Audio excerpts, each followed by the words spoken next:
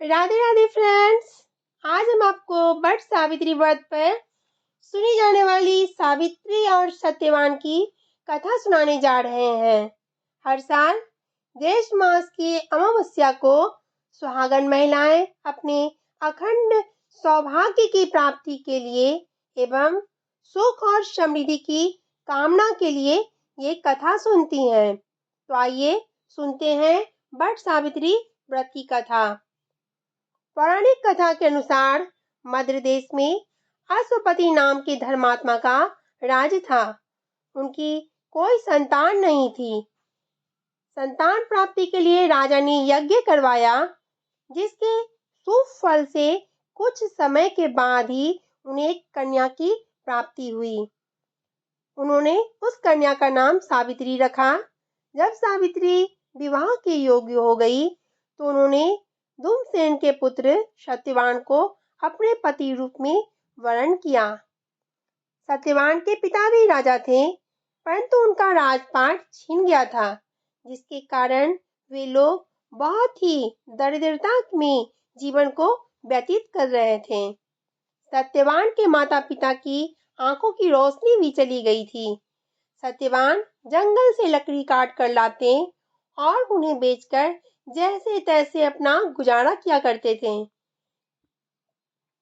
जब सावित्री और सत्यवान की विवाह की बात चली, तब नारद मुनि ने सावित्री के पिता राजा अश्वपति को बताया कि सत्यवान अल्पायु है और विवाह के 1 वर्ष के पश्चात ही उनकी मृत्यु हो जाएगी।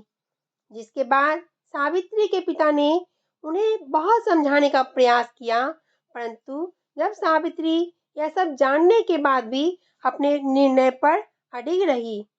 अंततः सावित्री और सत्यवान का विवाह हो गया। इसके बाद सावित्री सास ससुर और पति की सेवा में लग गई।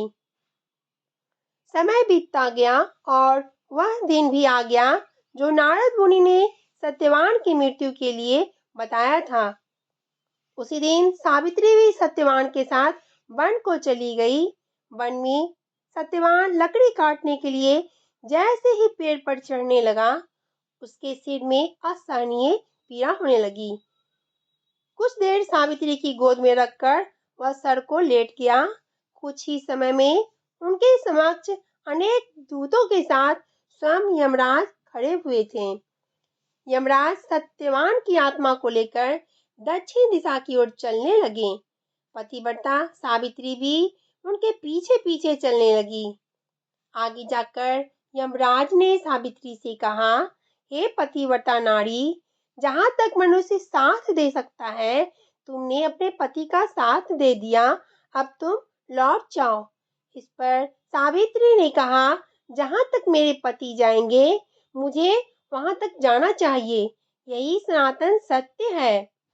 यमराज सावित्री की वाणी सुनकर प्रसन्न हुए और उनसे वर मांगने को कहा।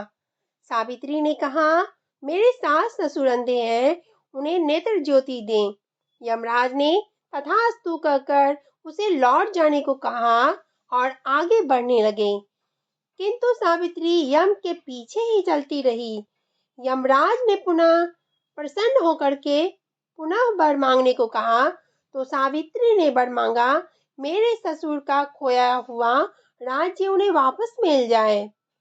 इसके बाद सावित्री ने यमदेव से वर मांगा, मैं सत्यवान के 100 पुत्रों की मां बनना चाहती हूँ, कृपा कर आप मुझे यह वरदान दें।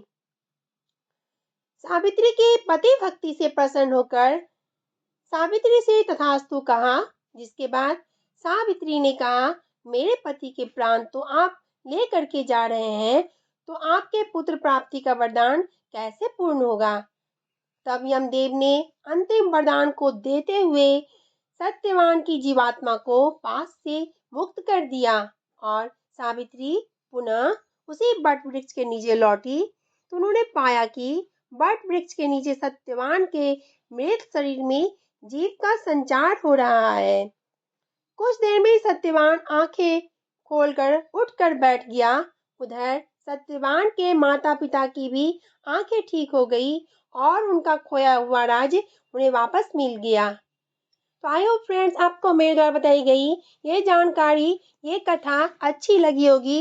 अगर थोड़ी सी भी पसंद आई है तो प्लीज़ वीडियो को लाइक कीजिएगा, शेयर कीजिएगा, चैनल को सब्सक्राइब करके बेल आइकन को प्रेस कर लीजिएगा, जिससे मेरी आने वाली वीडियो की नोटिफिकेशन मिलेगी आपको सबसे पहले।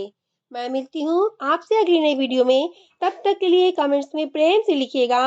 राधे राधे, जय श्री कृष्ण।